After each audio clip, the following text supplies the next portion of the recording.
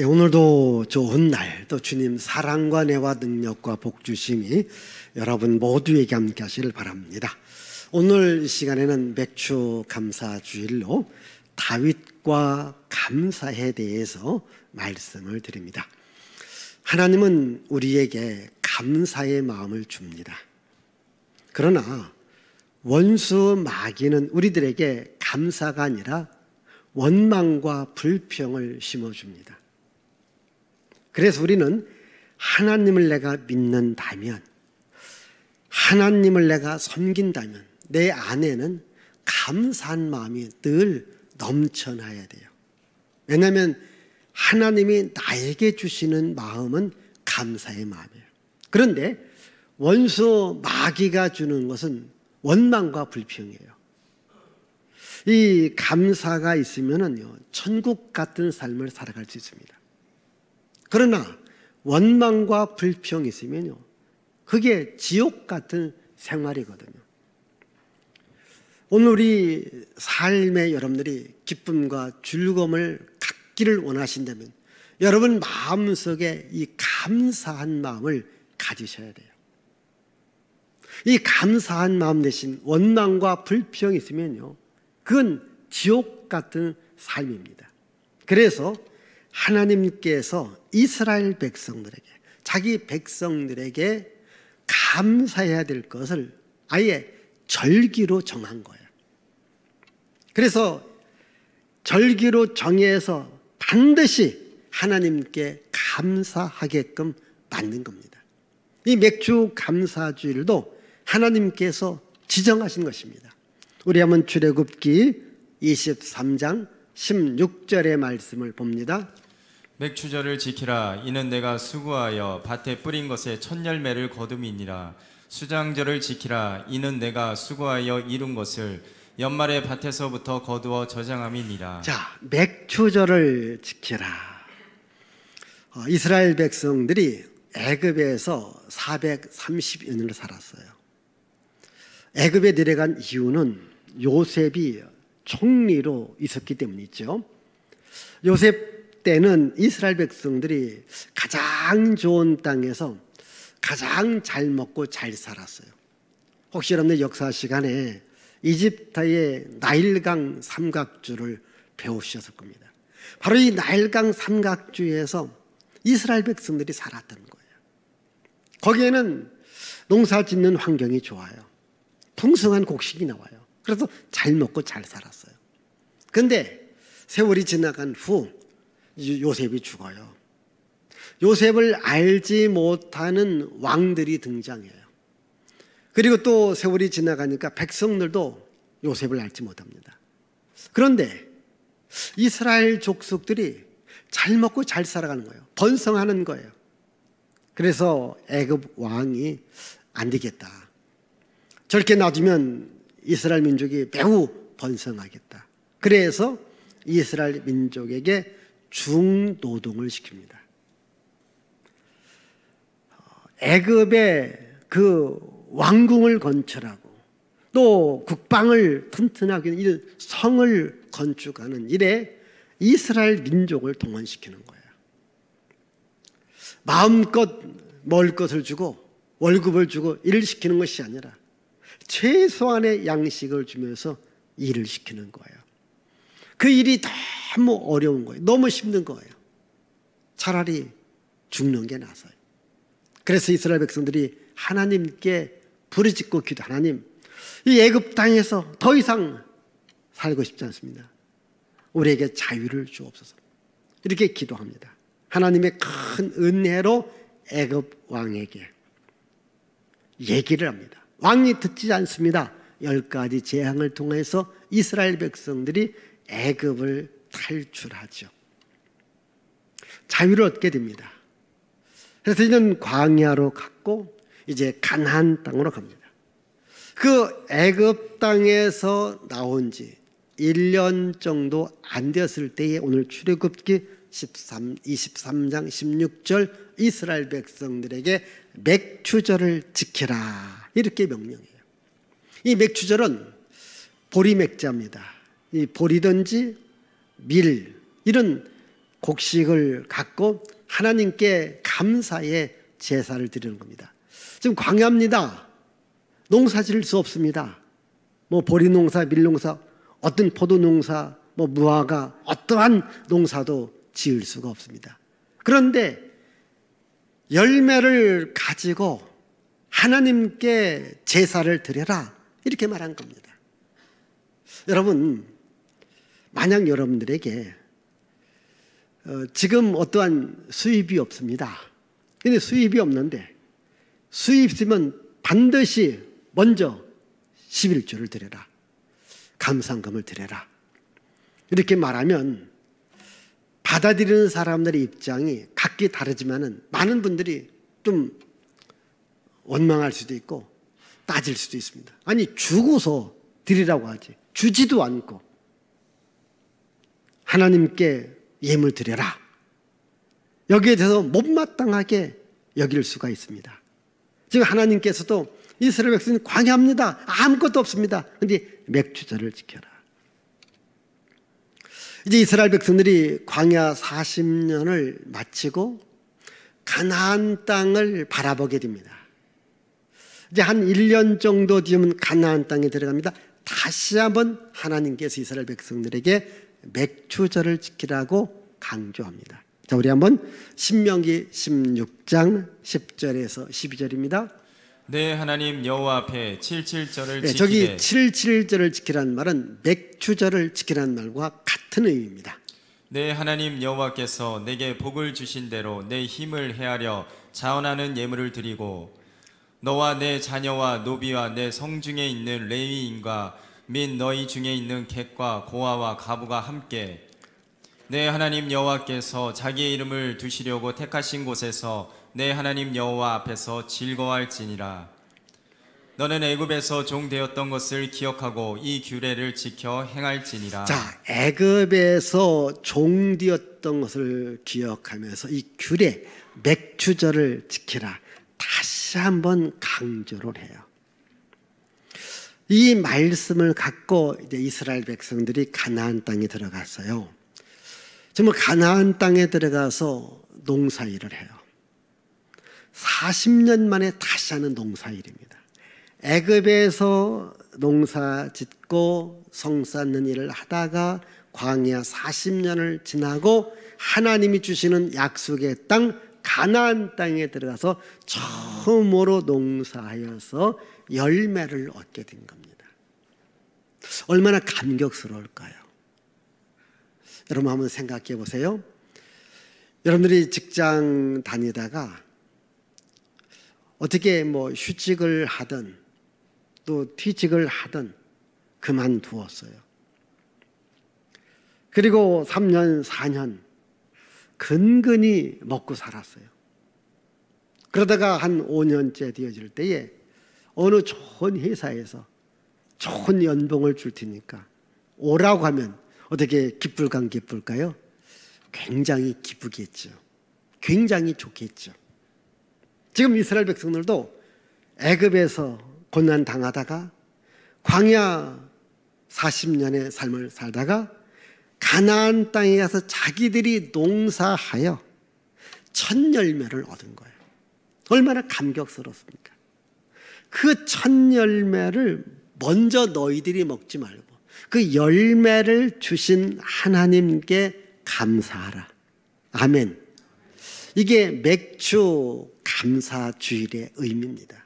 이게 우리들에게 먹을 양식을 주시는 하나님께 감사하라. 하나님께서 만물을 창조했습니다. 하나님께서 그 만물을 통해서 우리들에게 먹을 양식을 공급해줘요. 우리 사람들이 씨앗을 뿌리기도 해요. 물도 주고 거름도 주고 가꾸기도 합니다. 그러나 자라게 하시는 잎을 피우고 꽃을 피우고 열매를 맺고 열매를 있게 해서 오늘 우리가 먹을 수 있도록 만들어 주시는 이가 여호와 하나님인 것을 우리가 아셔야 됩니다. 오늘 우리가 이렇게 지금 잘 살고 있는 것도 물론 우리의 노력도 있습니다. 그러나 하나님의 은혜의 힘을 아는 것, 이게 더 중요한 거예요. 하나님께서 모든 양식을 우리들에게 줍니다. 그래서 우리는 항상 먹을 때마다 감사해야 돼요. 우리가 날마다 하는 일이 무슨 일인가? 먹는 일이잖아요. 먹지 않고 못 살지 않습니까? 그런데 먹는 양식에 먼저 감사할 수 있는 마음을 가지면요, 그래도 그 사람은 복을 받은 사람이에요. 먹는 양식, 일용할 양식에 감사할 수 있는 마음. 그래서 여러분 항상 음식을 보고 과일을 보고 먹을 양식을 보고 하나님께 감사하고 이것을 또 만들어서 나로 하여금 먹게 하신 이거 수고한 분들에게도 감사하는 마음을 갖고 살고 먹기를 바랍니다. 이 감사를 이스라엘 민족에게 정착시킨 사람이 누구냐? 다윗입니다. 이스라엘 백성들이 가나안 땅에 들어가요. 이스라엘 왕국을 만들었던 사람이 바로 다윗입니다. 다윗은 양을 치는 목동이었습니다. 양을 치는 목동이어서 어느 날 하나님의 부르심을 받아요. 사무엘 앞에 섭니다. 사무엘이 기름 뿔병을 가져다가 다윗 머리에 부으면서 네가 장차 이스라엘의 왕이다, 이렇게 이야기해 줍니다. 다윗은 이제 왕권을 갖고 있습니다. 자기 이스라엘의 왕입니다. 그런데 그가 기름 부음을 받고 왕권을 가지고 살아가면서 그 인생이 바뀌어져요. 그 인생이 변화됩니다. 어떻게 바뀌고 어떻게 변화되었을까요? 영광과 축복이 그 앞에 있는 것이 아니라 고난과 핍박이 그의 앞에 있더라는 거예요. 보십시오. 다윗이 평범한 목동으로서 양을 칠 때는 아무 문제가 없어요. 아무 일이 없어요. 그냥 양만 치면 됩니다. 그런데 너는 왕이다라고 하는 왕권을 받았어요. 그가 이제 이스라엘의 왕이 될 때까지 많은 세월이 흘렀습니다. 이 기간에 많은 어려움을 당하고 많은 고난을 당해요. 오늘 여러분들이 교회 안 다닐 때는 그냥 세상 사람들처럼 살아갔어요. 근데 교회를 다닙니다. 내가 예수를 잘 믿겠다, 이렇게 마음 먹으면 이때부터 물론 좋은 일도 있고 기쁜 일도 있지만은 그러나 고난과 핍박도 따라온다라는 것을 여러분들이 아셔야 돼요. 우리가 지금 예수 믿는다고 핍박받잖아요. 예수 믿는다고 요거도 먹잖아요. 교회 다니는 것들 이런 소리도 듣잖아요. 이건 당연한 겁니다. 여러분들이 교회 다닌다고 때로는 미움도 멸시도 또 무시도 핍박 받아도 이게 당연하다 생각하지, 나는 이래서 교회 안 다니겠다 라고 말하지 마시고 그래도 교회를 잘 다니시고 하나님을 잘 믿기를 바랍니다. 다윗도 이런 고난과 시련과 핍박 속에서 하나님을 잘 믿는 믿음을 가진 겁니다. 오늘 우리가 읽은 시편 이 56편은요 다윗이 핍박을 받고 대적들에게 공격을 당하고 어려움을 당한 중에 하나님을 의지하고 하나님을 찬양하고 하나님의 도움으로 자기가 살아온 것을 고백하는 이야기가 시편 56편. 우리 그 중에서 먼저 10절과 11절을 읽어보십시다. 내가 하나님을 의지하여 그의 말씀을 찬송하며 여호와를 의지하여 그의 말씀을 찬송하리이다. 내가 하나님을 의지하였은즉 두려워하지 아니하리니 사람이 내게 어찌하리까. 하나님을 의지하였다. 하나님을 찬송했다. 이 다윗이 많은 어림을 당했어요. 많은 공격을 당했어요. 이 시편의 말씀은요 다윗이 어려움을 당할 때, 고난을 당할 때, 환난을 당할 때, 핍박을 당할 때에 하나님을 의지하고 하나님께 기도하고 하나님을 찬양하고 하나님의 도움을 받은 이런 고백과 자기 소원을 담고 쓴 책이 바로 시편의 이야기입니다. 우리나라의 또 최고의 장군이었던 이순신 장군, 그분이 쓴 난중일기가 있습니다. 여러분, 이 난중일기, 전쟁 중에 일기를 쓴 거예요. 우리나라 많은 기록 가운데 유네스코에 난중일기가 문화유산으로 등기가 되어 있어요. 그만큼 난중일기는 역사적 가치가 있는 겁니다. 근데 그 이게 뭐냐면 전쟁 중에 썼다니까요. 어려운 중에, 제일 어려운 중에 쓴 겁니다. 여러분, 시편을 읽어보시면요, 다윗의 인생 가운데 가장 어려울 때, 가장 힘들 때에 시편을 쓴 겁니다. 우리가 인생을 살다 보면요, 좋은 날보다는 사실은 어려운 날이 더 많아요. 내가 편하다 이런 날보다도 오늘도 일해야지, 오늘도 또 이거 저거 해결해야 돼, 이렇게 어렵고 힘든 날들이 많아요.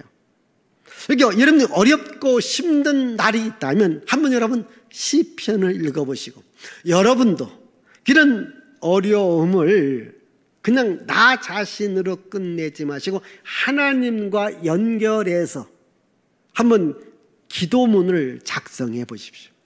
그러면 문제가 해결됩니다. 지금 다윗은 사람들에게 공격을 받아요. 어려움을 당해요. 환난을 받아요. 핍박을 받아요. 그래도 나는 하나님을 찬양하고 하나님께 감사하리라. 우리 그 다음 12절과 13절을 보십시다. 하나님이여, 내가 주께 서원함이 있사온즉 내가 감사제를 주께 드리리니 주께서 내 생명을 사망에서 건지셨음이라. 주께서 나로 하나님 앞 생명의 빛에 다니게 하시려고 실족하지 아니하게 하지 아니하셨나이까. 12절을 다시 보여주십시다. 하나님이여, 내가 주께 서원함이 있사온즉 내가 감사제를 주께 드리다. 여기 서원이라고 하는 말은 하나님께 약속을 했다는 거예요. 무슨 약속? 내가 감사의 제사를 드리다. 내 인생이 어렵고 힘들고 고통스러워도 내가 하나님께 약속하면, 그래도 나는 감사하리다, 하나님께 감사의 제사를 드리리라, 이렇게 약속한 것. 지금 내가 어렵습니다, 힘듭니다, 내가 좀 쫓깁니다, 그래도 하나님 앞에 내가 감사하리다. 우리가 살다 보면 어려울 때, 힘들 때, 이럴 때 정말 하나님께 감사할 수 있는 마음을 가지기를 바라요. 하나님과의 약속이에요. 약속을 내가 지키겠다는 거예요. 여러분, 우리 교회도 이렇게 유리가 있습니다. 우리나라 유리 회사 가운데 최고의 회사는 한국유리입니다. 이 한국유리는요, 최태섭이라고 하는 장로님이 세운 거예요. 이번에 이락 가운데에 6.25 전쟁이 났죠. 6.25 전쟁이 났어요.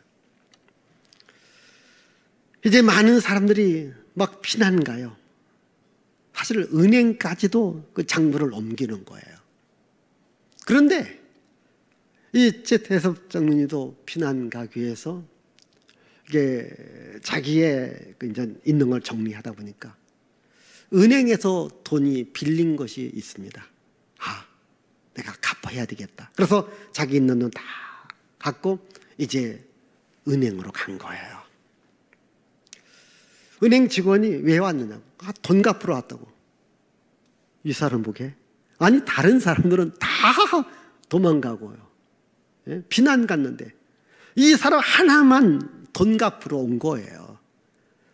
지금 당신의 그 대출 장부가 어디 있는지 모르겠다. 왜냐하면 막 피난 갔으니까. 나중에 갚아도 아니다고. 내가 갚고 가야 된다고. 전쟁 중에 어떤 일이 있을는지 아는다고. 그래서 굳이 갚은 거예요. 영수증 하나만 해달라고. 그래서 돈 얼마 영수증을 받았습니다. 자, 전쟁이 끝난 거예요. 야, 전쟁이 끝나고 나니까 또 여기저기 사업들 하다 보니까 돈이 없잖아요. 그렇게 막 은행으로 몰린 거잖아요. 돈 빌려고. 근데 은행에서 여러분 돈 그냥 빌려주나요? 뭔가 담보가 있어야 되지 않습니까? 이분들 전 부산에 있는 은행에서 돈 빌려고 하려니까 안 되는 거예요. 그래서 아하, 내가 돈 갚은 그 은행으로 가자. 그 은행으로 간 거예요. 그 직원을 만난 거예요. 아, 이분이 그때 전쟁 때 돈 갚으신 분이라고. 은행장이 나와요.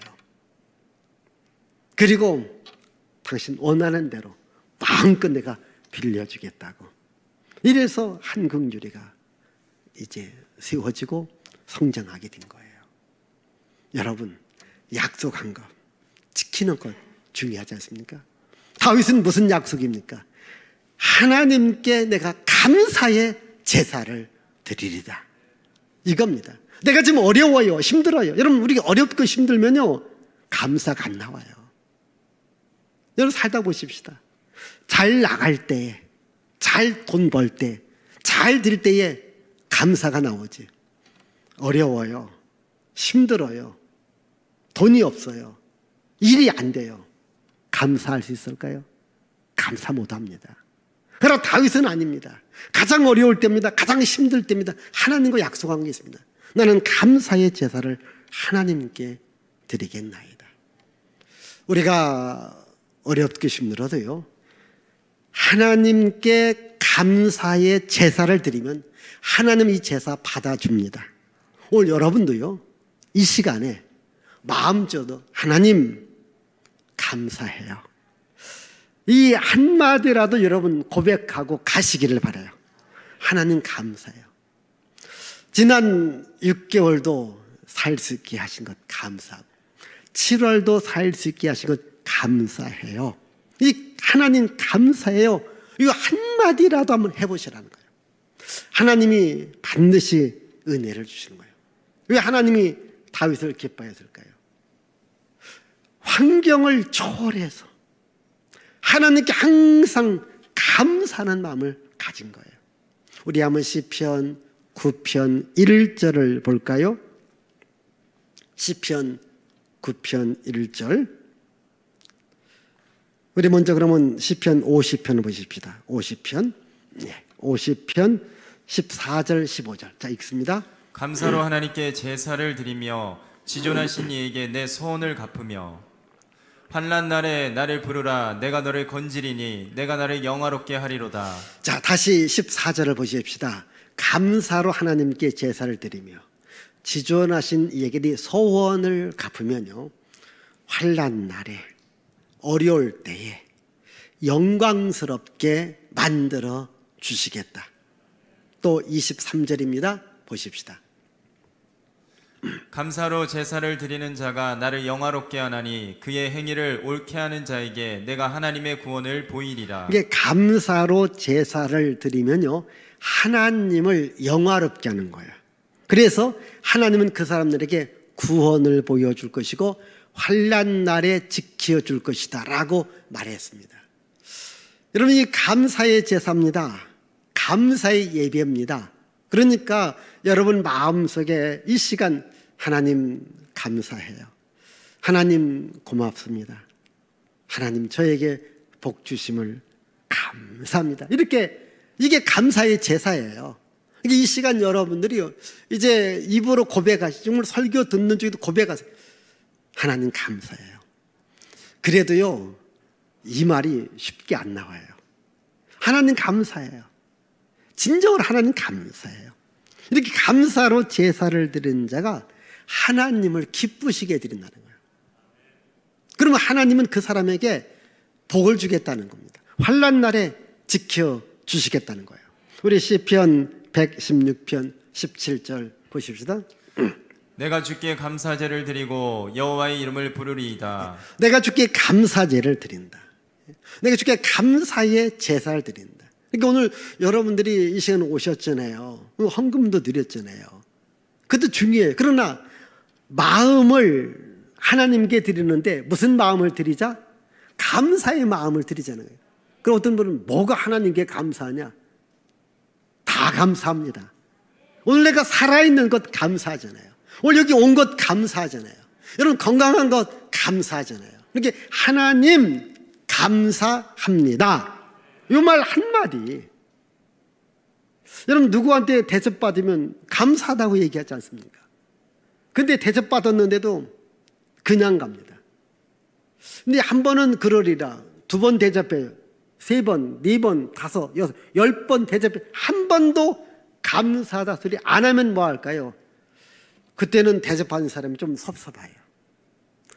그거 간단합니다. 감사합니다. 고맙습니다. 이 한마디면 되거든요. 오늘 하나님이 여러분들에게 참 많은 은혜와 복을 주셨다니까요. 근데 하나님 감사해요. 예? 이게 감사의 제사를 드리면 하나님이 기뻐하신다니까요. 이 감사의 제사를 가장 잘 드리는 사람이 다윗입니다. 그는 환난과 핍박과 어려움과 사람의 공격과 대적을 받을 때도 감사했어요. 이렇게 다윗처럼 또 가장 환난과 핍박과 역경과 시련 중에도 하나님께 늘 감사했던 사람이 누구였는가? 사도 바울이었었어요. 우리 한번 사도 바울의 이야기 에베소서 5장 20절 한번 읽어보십시다. 범사에 우리 주 예수 그리스도의 이름으로 항상 아버지 하나님께 감사하며. 자, 범사에 우리 주 예수 그리스도의 이름으로, 예수 이름으로 항상 아버지 하나님께 감사하자. 그게 사도 바울의 삶입니다. 예수 그리스도의 이름으로 항상 하나님 아버지께 감사하자. 그래서 우리는요, 항상 감사의 말을 하고 감사의 행동을 하고 감사의 삶을 살아가야 돼요. 여러분, 사람이 동물과 다른 점이 있습니다. 뭐가 다를까요? 말입니다. 동물들은 말이 없어요. 물론 소리만 있습니다. 우리 인간은 말을 해요. 말로 수많은 의사 표현을 해요. 말로다가 내 감정 표현도 해요. 말. 여러분, 이 말 가운데에 가장 중요한 말, 가장 값진 말이 무슨 말일까요? 감사의 말이거든요. 그래서 감사의 말을 하라. 우리 한번 에베소서 5장 4절을 볼까요? 누추함과 어리석은 말이나 희롱의 말이 마땅치 아니하니 오히려 감사하는 말을 하라. 예, 누추함과 어리석음과 희롱의 말은 마땅치 않다는 거예요. 오히려 감사하는 말을 하라. 여러분이 누추함은 뭡니까? 지저분하고 더러운 것을 말합니다. 이렇게 말을 들어보면요, 참 지저분하고 더러운 말들이 있습니다. 이런 말 하지 말라는 거예요. 어리석은 말 하지 말라는 거예요. 남을 희롱하는 말 하지 말라는 거예요. 무슨 말 하라? 감사의 말을 하라. 여러분, 이 감사의 말, 감사의 행동, 감사의 표현, 이것이 얼마나 중요할지 몰라요. 왜 하나님이 다윗을 기뻐했을까요? 그는 항상 감사의 삶을 살았다니까요. 어렵고 힘든 중에도 감사의 삶을 사는 거예요. 우리 한번 시편 9편 1절의 말씀을 보십시다. 내가 전심으로 여호와께 감사하오며 주의 모든 기이한 일들을 전하리이다. 시편 109편 30절. 내가 입으로 여호와께 크게 감사하며 많은 사람 중에서 찬송하리니. 이게 내 삶으로 감사하고 입으로 감사하고 말로 감사한다. 왜 하나님께서 우리들에게 감사절을 정해 놓으셨을까요? 우리 사람은요, 감사의 말보다는 원망과 불평의 말을 더 하며 살게끔 되어져 있어요. 왜 그럴까? 영적으로 세상 임금이 마귀입니다. 그러니까 마귀가 우리를 조종해요. 절대 감사하지 말고 원망하고 불평하라. 그러나 하나님은 우리들에게 감사하라. 왜? 감사할 때에 천국이 이루어지고 감사할 때 기적이 일어납니다. 그럼 원망 불평은요, 사망으로 가는 길입니다. 오늘 말씀 여기 13절에 보면요, 주께서 내 생명을 사망에서 건지셨습니다. 그리고 주께서 나로 하나님 앞에 생명의 빛으로 다니게 했다. 사망에서, 어둠에서 나를 건지셨고 생명과 빛을 주셨다는 거예요. 그래서 나는 하나님께 감사의 제사를 드린다는 겁니다. 사도 바울도 우리들에게 계속해서 감사할 것을 강조하죠. 우리 한번 골로새서 3장 17절 보십시다. 또 무엇을 하든지 말에나 일에나 다 주 예수의 이름으로 하고 그를 힘입어 하나님 아버지께 감사하라. 잘 보죠. 무엇을 하든지 말이나 일에나 다 예수 이름으로 하고 그를 힘입어 하나님 아버지께 감사. 그러니까 말할 때도 감사, 일할 때도 감사. 여러분 말에도 감사, 일을 할 때도 감사하는 거예요. 오늘 여러분들에게 어떠한 일이 주어졌든지 간에 그 일을 하는 것 자체에 대해서 한번 감사함을 가져보십시다. 이 성공하는 사람하고 실패하는 사람들의 차이점이 뭡니까? 성공하는 사람들은 그 일을요 감사함을 해요. 그 일을 기쁨으로 해요. 그 일을 즐거움으로 해요. 실패하는 사람은 왜 나에게 이 일을 줬나? 싫어, 안 해, 어려워, 이렇게 계속해서 원망하고 부정하고 짜증내는 소리를 합니다. 그러나 성공하는 사람은 일 자체를 좋아하는 거예요. 여러분 무슨 일을 하든 감사함으로 해보라는 거예요. 그러면요 좋은 결과가 온다니까요. 여러분 회사 다니면서 직장 다니면서 여러분 많은 일을 맡아요.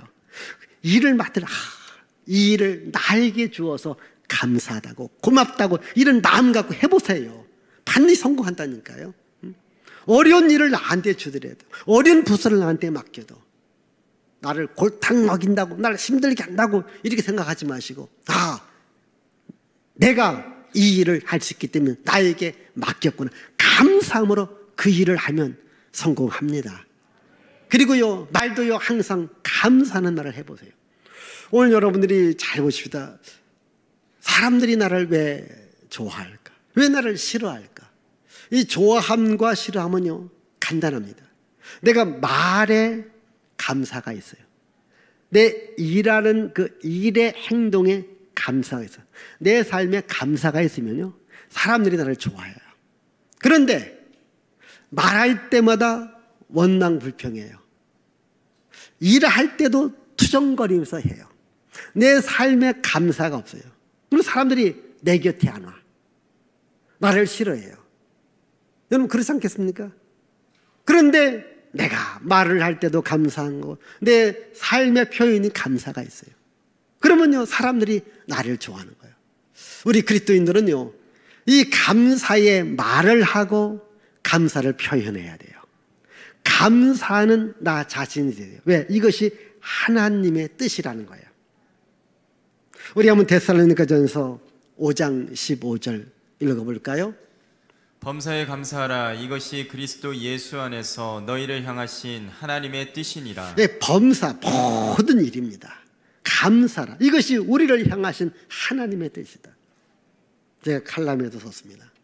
어느 분이 직장 생활하다가 혈압으로 쓰러진 겁니다. 못 일어납니다.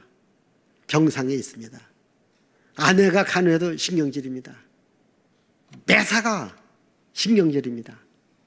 친한 친구가 와서 여보게 그렇게 자꾸 짜증내고 신경질 내지 말고 한번 감사할 조건을 찾아보라고. 아무리 찾아도 없습니다. 그래도 한번 살아오면서 한 번은 한 가지는 있지 않겠는가. 쭉 찾아보니까 초등학교 때에 여선생님이 자기를 그렇게 잘해준 거예요. 칭찬해줬어요. 인정했어요. 그때 자기 열심히 공부해서 좋은 대학 가고 이렇게 좋은 직장 생활하다 지금 쓰러진 거예요. 아하.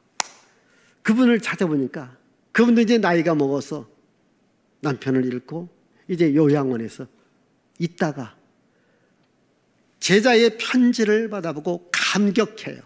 답장을 써줍니다. 답장을 보고 혈압으로 쓰러진 이분이 은혜를 받고 나도 다시 일어나야 되겠다. 걷는 연습을 해요. 말하는 연습을 합니다. 다시 일어났습니다. 다시 회사 갑니다. 사장까지 된 거예요. 감사하니까 기적이 일어나더라는 거예요.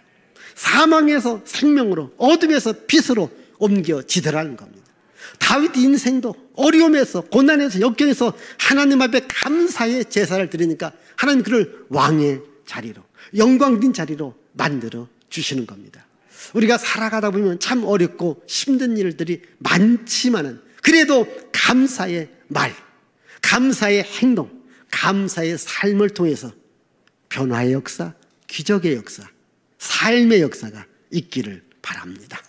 기도합니다. 하나님 아버지, 감사와 찬양과 영광과 존귀를 주께 돌려드립니다. 우리가 살다 보면 참 어렵고 힘든 일이 있지만 이때마다 원망 불평이 아니라 감사하며 찬양하며 주께 나가며 또한 세상을 살아가는 저희들 모두가 되어가게 하옵소서.